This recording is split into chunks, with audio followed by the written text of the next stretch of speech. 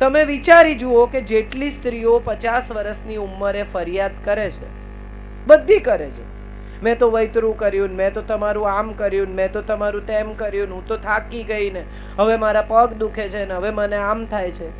કોઈ પુરુષ 50 વર્ષે એમ કહે છે કે હવે હું કાલથી કામે નહીં જાઉં, મેં બહુ વૈતરું કર્યું? સાંભળ્યું કોઈ દિવસ આવું?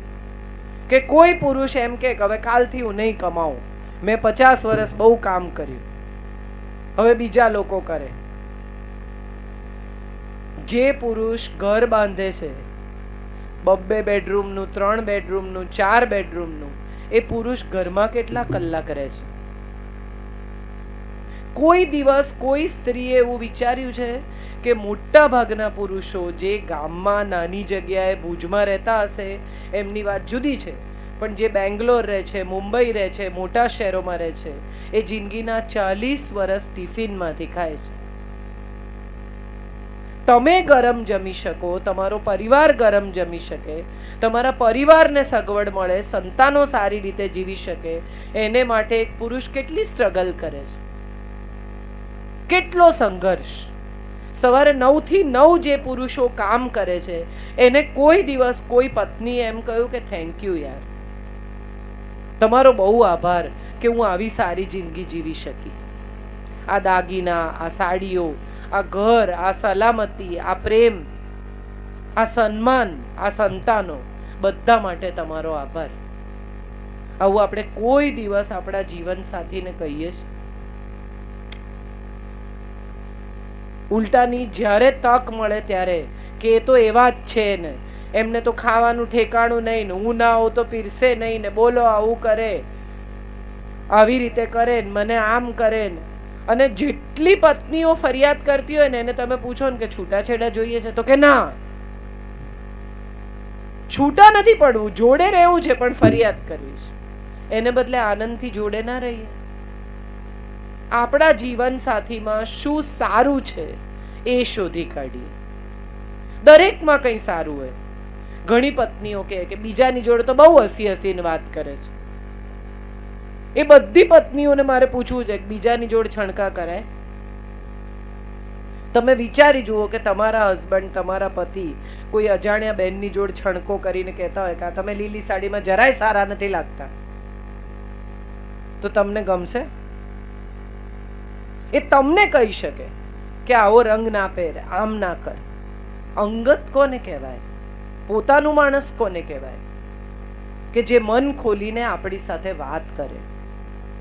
આપણે પણ બીજાની જેમ બીજાની સાથે હસીને વાત કરે છે એટલે આપણી સાથે હસીને વાત કરે, તો એના મનની વાત ક્યાં કરે? હું એવા કેટલા બધા પુરુષોને ઓળખું છું કે જેમને બ્લડ પ્રેશર, હાર્ટ એટેકની બીમારી એટલા માટે થઈ છે કે એમણે કોઈ દિવસ જિંદગીમાં મન ખોલીને વાત જ નથી કરી. એમની તકલીફ એણે અંદર જ દબાવી રાખી છે. જીવન સાથીનો અર્થ શું? જે સાથે સાથે ચાલે જીવનભર. આમાંથી કેટલા લોકો પરણેલા છે? હાથ ઉઠાવો. કેટલા લોકો વિધિસર પરણેલા છે? Very good. આમાંથી કેટલા લોકોને સપ્તપદીના 7 વચન ખબર છે? હવે તમારા માટે તાળીઓ પાડો. મારે માટે બહુ પાડી. મહારાજ શું બોલ્યા, કોણ આવ્યું તું, કોણ નહોતું આવ્યું, કોણે ઝઘડા કર્યા, કેટલો દાગીનો કર્યો, કેટલી સાડી કરી, કોને કેટલું ઓછું કર્યું, આ બધું આપણને યાદ છે. પણ આપણે જે વચન આપીને પરણ્યા એ મુખ્ય 7 વચનો સાંભળવાની આપણે તસ્દી લીધી નથી, વાંચવાની આપણે તસ્દી લીધી નથી. આ મજા છે આપણા પરિવારોની. હમણાં વચ્ચે એક દિવસ એક બહુ જાણીતા કવિ છે, એમની સાથે હું પ્રવાસ કરતી હતી. એટલે ગાડી સિગ્નલ પર આવીને ઊભી રહી એટલે એક ભિખારી આવીને ભીખ માંગવા લાગ્યો. એટલે મેં કાચ ચડાવી દીધો. બધા એમ જ કરે, કોઈ ભિખારી આવે તો આપણે શું કરીએ, આપણે ગાડીનો કાચ ચડાવી દઈએ. ગાડીનો કાચ ચડાવી દીધો. પછી થોડી વાર રહીને મેં એમને કહ્યું, મેં કીધું તેજપાલ હોલમાં જે લક્ષ્મીનારાયણનું મંદિર છે ને એમાં મને બહુ શ્રદ્ધા છે, શું મૂર્તિ છે લક્ષ્મીનારાયણની. આમ જાણે એમ થાય કે હમણાં આપણી સાથે વાત કરશે. એટલે કંઈ બોલ્યા વગર મારી સામે જોઈને કે આજે એ બી કાચ ચડાવી દેશે. તમે વિચાર કરો કે આપણને આપેલું આપણે કોઈને નથી આપતા, તો ભગવાન શું કામ આપણને આપે? એ આપણને એટલા માટે આપે છે કે એ જેને નથી આપી શક્યો એના સુધી આપણે પહોંચાડીએ. પણ આપણો સ્વભાવ કેવો છે? ગણી ગણીને આપવાનો, વિચારવાનો. આપણા કામમાં આવે એટલા કામના, બાકીના બધા નકામા. આપણા કામવાળા ઘરના હોય એને સાડી આપી દઈએ, પણ કોઈ બેન માગવા આવ્યા હોય અને આપણે જોઈએ કે એની સાડી ફાટેલી છે તોય, આપણા કબાટમાં અનેક સાડીઓ હોય તોય આપણને બધી જ ગમતી હોય. કોઈ દિવસ એવો વિચાર આવ્યો કે ચલો 5 સાડી એવી કાઢીએ કે જે છેલ્લા 1 વર્ષથી નથી પહેરી, એવા કોઈને આપીએ કે જેની પાસે કપડાં નથી. ગાંધીજી જ્યારે ચંપારણ્યમાં ગયા ત્યાં સુધી એ પૂરા કપડાં પહેરતા હતા, પાઘડી પહેરતા હતા, જબ્બો પહેરતા હતા. ચંપારણ્યમાં જ્યારે ગળીનો સત્યાગ્રહ થયો ત્યાં બગીચામાં ગળી ઉગાડતા હતા અને સરકાર એમને ગળી ઉગાડવાની ફરજ પાડે, ચાબુક મારે મજૂરોને. એટલે ગાંધીજીએ ત્યાં જઈને સત્યાગ્રહ કર્યો. અને ત્યારે એક બેનને એમણે કહ્યું કે તમે કપડાં ધોઈને પહેરતા હો તો ચોખ્ખા. અને ત્યારે એ બાઈએ એમ કહ્યું કે બેન, હું ધોઉં તો પહેરું છું, મારી પાસે એક જ જોડી કપડાં છે અને એ પણ ફાટેલા છે. ત્યારથી ગાંધીજીએ નક્કી કર્યું કે હું ઓછામાં ઓછા કપડાં પહેરીશ. આ દેશમાં જ્યાં સુધી બધાને બધા કપડાં નહીં મળે, મારા તમામ ભાઈ બહેનો પૂરા કપડાં નહીં પહેરી શકે, ત્યાં સુધી હું પોતડી પહેરીશ. આપણે 2 સાડીમાં જીવવું એવું નહીં. આપણે એવું કરી પણ નથી શકતા, આપણે સંત પણ નથી. પણ છેલ્લા 1 આખા વર્ષમાં જે સાડીને આપણે હાથ પણ નથી લગાડ્યો, 2 વર્ષમાં જે કપડાં આપણે પહેર્યા નથી, જેને આપણે અડ્યા નથી, એ કપડાં તો કોઈને આપી શકાય? કેટલી બધી સ્ત્રીઓ દિવાળી આવે ને એટલે માળિયા પરથી બધું ઉતારો છો ને, પછી બધું સાફ કરે. માળિયા પરથી ઉતારે ને ત્યારે એવું વારે વારે બોલે કે આ વખત બધી નકામી વસ્તુ મારે કાઢી જ નાખવી છે. બધું નીચે ઉતરતું હોય ને ત્યારે બધા બોલે કે આ વખતે મારે નકામી ચીજો કાઢી નાખવી છે, આ વખતે મારે નકામી વસ્તુઓ પાછી ચડાવી જ નથી. પણ જેવું ગોઠવવા માંડે ને એટલે બધી નકામી કામની કશું ફેંકાય નહીં, બધું ઉપર. હા કે ના? ડોકા તો હલે જ બધાના. આપણા મનના માળિયામાં બી છે ને આવું બધું બહુ સંઘરી રાખ્યું છે આપણે. 31 માર્ચ આવે, કેટલા બધા પુરુષો રિટર્ન ફાઇલ કરતા હશે. આખા વર્ષનો હિસાબ, કેટલા વાપર્યા, કેટલા આવ્યા, કેટલા કોને આપ્યા. પણ કોઈ દિવસ આપણે સંબંધોનું રિટર્ન ફાઇલ નથી કરતા. લાગણીના ટેક્સ ચૂકવવાના, કેટલા TDS કપાયા, ઇમોશનના, પ્રેમના, વાલના. કેવા કેવા લોકો જે આપણને ચાહતા હતા, જેની સાથે આપણો સંબંધ હતો, આપણે એમને 5-5 વર્ષ, 10-10 વર્ષ સુધી મળતા નથી. કેમ? તો કે અમે બહુ બિઝી છીએ. દરેક માણસ પોતાની દુનિયામાં, પોતાના કામમાં, પોતાની જવાબદારીઓમાં બિઝી જ હોય છે. પણ થોડો સમય એવો હોવો જોઈએ કે જે આપણે આપણા પોતાના લોકો માટે કાઢીએ. કેટલા બધા પપ્પા એવા છે કે જે લોકોના છોકરાઓ મોટા થઈ ગયા, એમને ખબર જ નથી, એમણે કદી બાળકો સાથે બેસીને વાતો જ નથી કરી. કેટલા બધા ઘરોમાં તમે જોયું હશે કે પપ્પા આવે ને બહારથી એટલે બધા કોક રમતું હોય ને કોઈ કંઈ કરતું હોય ને કોઈ કંઈ કરતું હોય, બધા ડાયા થઈ જાય. નીચે પપ્પાની ગાડી કે સ્કૂટર પાર્ક થવાનો અવાજ આવે એટલે છોકરાઓ દોડીને ચોપડી લઈ લે, મમ્મી ઘર ચોખ્ખું કરી નાખે, બધા ધડાધડ પરવારવા માંડે. એકદમ સડનલી જે હતું એમાંથી વાતાવરણ બદલાઈ જાય. ત્યારે એક સવાલ એ થાય કે પપ્પા કોઈ ડરામણી વસ્તુ છે? પપ્પા કોઈ ડરાવવાની વસ્તુ છે? કે પપ્પા એવી વસ્તુ છે કે આવે તો ઘરમાં આનંદ થઈ જાય? ચલો સાંજ પડી, પપ્પા ઘરે આવ્યા, બધા બેસીને વાતો કરે. કેટલા બધા છોકરાઓ આજના જમાનાના એવું કહે છે કે અમે તો અમારા પપ્પા સાથે કોઈ દિવસ વાતો જ નથી કરી. લાખો રૂપિયા આપો, તમે કરોડો રૂપિયા આપશો, ઘર આપશો, મકાન આપશો, જાત જાતનું આપશો, પણ સમય નહીં આપો તો શું થશે? બાળકો પાસે આપણી સ્મૃતિ જ નહીં હોય. મેમરી ક્યાંથી લાવશે છોકરાઓ? આપણને કઈ વાતે યાદ કરશે કે અહીંયા હિંચકા પર મારા પપ્પા બેસતા હતા બસ? કે મારે મારા પપ્પા સાથે બધું જ કહેવાનો સંબંધ હતો. મારા પપ્પા મારું મોઢું જોઈને ઓળખી જાય કે હું સારા મૂડમાં નથી. કડપ બહુ સરસ વસ્તુ છે. બાળકો આપણાથી થોડાક ડરે, આપણી આમન્ય રાખે, આપણું સન્માન કરે, એ બહુ જરૂરી છે. પણ એની સાથે સાથે હવે બદલાતા જમાનામાં બાળકો આપણી સાથે વાતો કરે પણ એટલું જ જરૂરી છે. કેટલા બધા પરિવારોમાં હું જોઉં છું કે બે જણાને વાત કરવાનો જ સંબંધ નથી. પતિ પત્ની બહાર જાય તો પત્ની પાછળ ચાલે ને પતિ આગળ ચાલે. કોઈને ઘેર જાય તો સ્ત્રીઓ જુદી બેસે, પુરુષો જુદા બેસે. ઘરની અંદર પણ કામ સિવાયની વાત બે જણા વચ્ચે થાય જ નહીં. જો જીવન સાથી બે જણા એકબીજા સાથે વાતો નથી કરતા તો તમે કોની સાથે વાત કરશો? હું ઘણી વાર કહું છું કે જે પુરુષો પોતાની પત્ની સામે દિલ ખોલી શકે ને, એને ડોક્ટર પાસે ના ખોલાવવું પડે, બાયપાસ કરાવવા નહીં જવું પડે. જો ઘરમાં દિલ ખોલી નાખશો તો. બ્લોક કેમ આવે છે છાતીમાં? કેટલા બધા લોકો કહે કે છાતીમાં બ્લોક છે. આ બ્લોક નસોમાં નથી, આ બ્લોક મનના છે જે નસોમાં ઉતરી આવ્યા છે. તમે કેટલા બધા કેસીસ હમણાં સાંભળો છો, કેટલા બધા લોકોને કેન્સર થાય છે. એ તો તમાકુય નતા ખાતા, ચાય નતા પીતા, ને દારૂય નહોતા પીતા, તો એમને કેન્સર થયું. કેમ થયું? એવો સવાલ કદી કોઈએ કોઈને પૂછ્યો છે? આ બધી મનની ગાંઠો છે. આપણે એટલી ગાંઠો વાળી છે કે ધીરે ધીરે શરીરમાં બહાર દેખાવા માંડી છે. મનમાં એટલું બધું ઘૂંટી ઘૂંટીને રાખ્યું છે.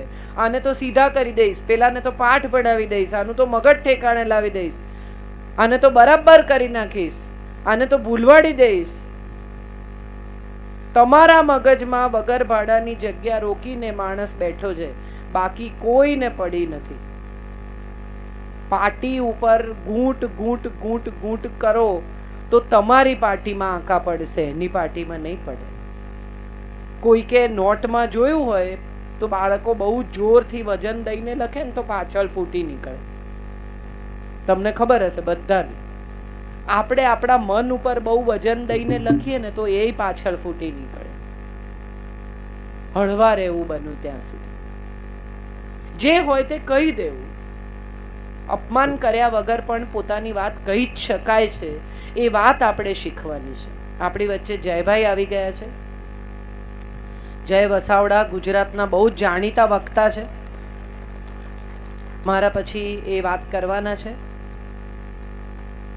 અને બહુ મજાની વાત એ છે, બધાને મારે આ કહેવું જોઈએ કે આપણે બધા એવું કહીએ છીએ કે સ્ત્રી પુરુષ મિત્ર ના હોય. એક સ્ત્રી પુરુષની દોસ્તીમાં આપણે હંમેશા કશું ને કશું ખરાબ જોવા ટેવાયા છીએ. આપણું મન સંકુચિત છે, આપણા વિચારો સંકુચિત છે. પણ જયભાઈ અને હું અઠવાડિયામાં 3 કાર્યક્રમમાં ભેગા હોઈએ છીએ, લગભગ સાથે પ્રવાસ કરીએ છીએ. અને આવો મિત્ર સાહિત્યની દુનિયામાં મળવો ને એ બી અઘરી વાત છે.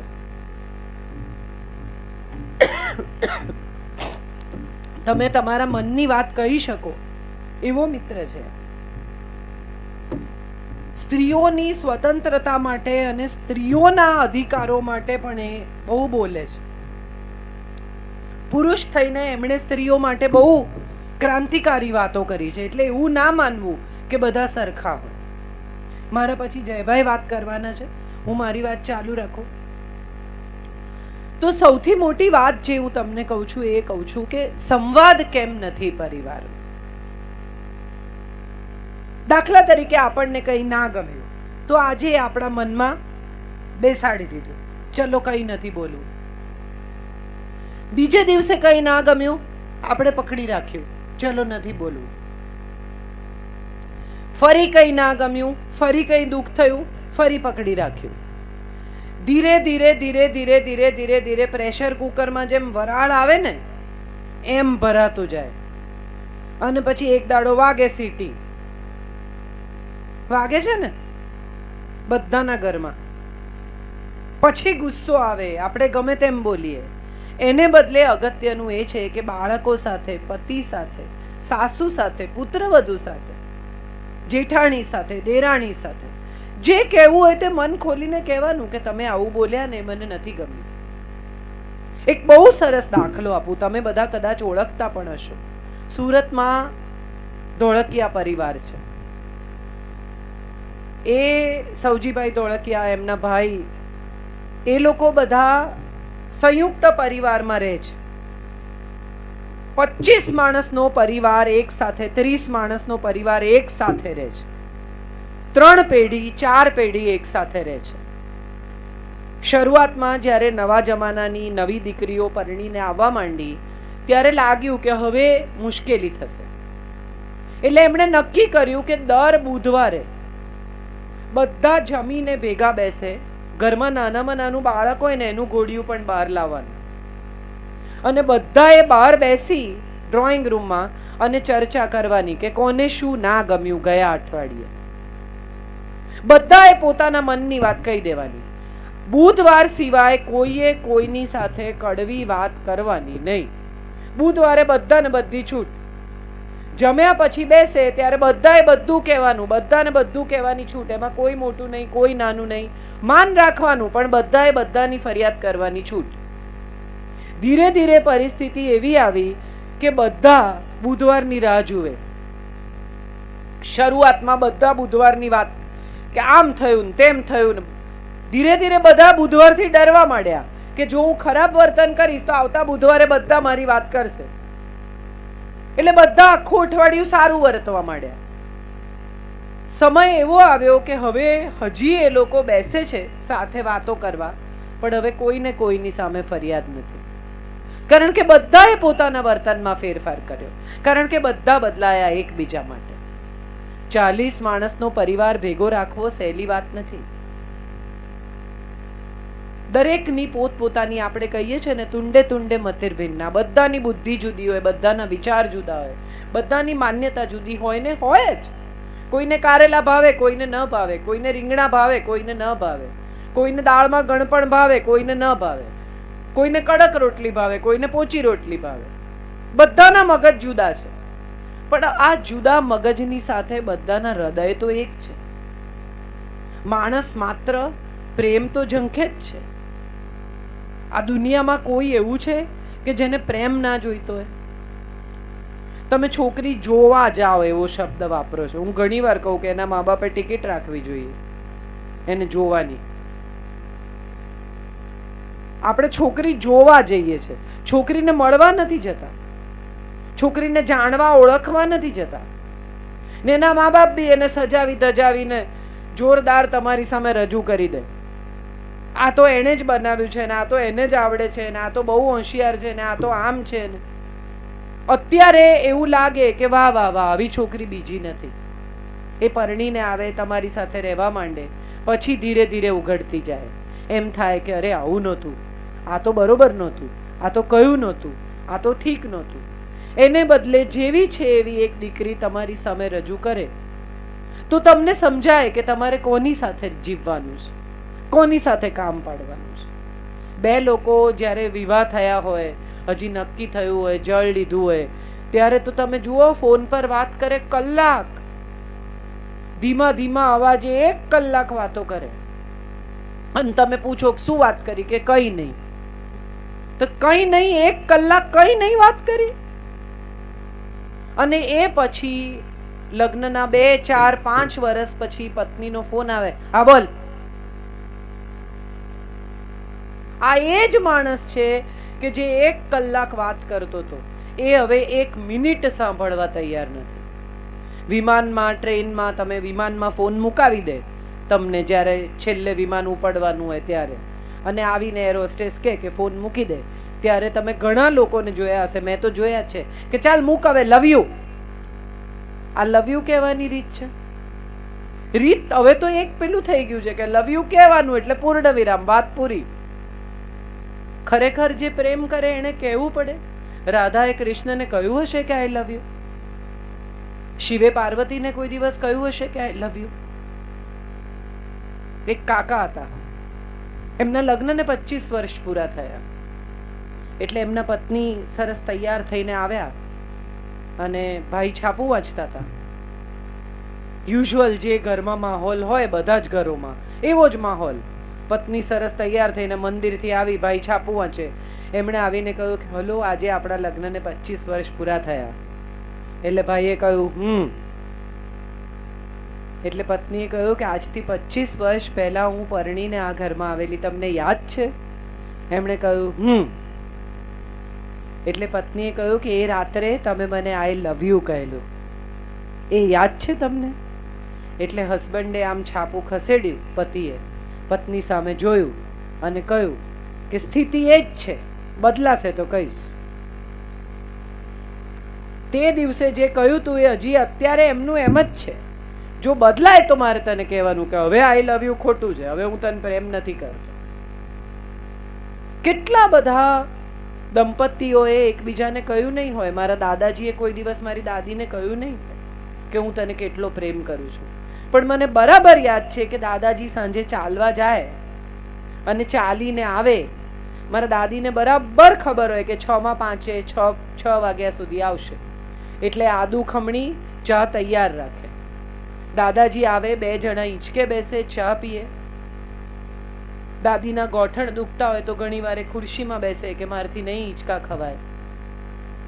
કઈ વાત ન કરે, પણ એ 15 મિનિટ 20 મિનિટ એમને ભેગા બેઠેલા જોવા ને, એ લક્ષ્મીનારાયણના દર્શન બરાબર હતું. આજના પરિવારોમાં આવું જોવા નથી મળતું. બધાને લાગે છે કે અમે બિઝી છીએ, બધાને લાગે છે કે અમારી પાસે સમય નથી. ખરેખર આપણે બધા ભૂલી ગયા છે કે આપણી પાસે સાચે જ સમય નથી.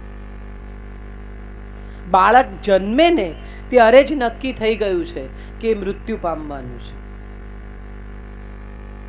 મહાભારતમાં યુધિષ્ઠિર જ્યારે પાણી પીવા જાય છે ત્યારે યક્ષ એને પૂછે છે કે મને જવાબ આપ, આ દુનિયાનું સૌથી મોટું આશ્ચર્ય કયું છે?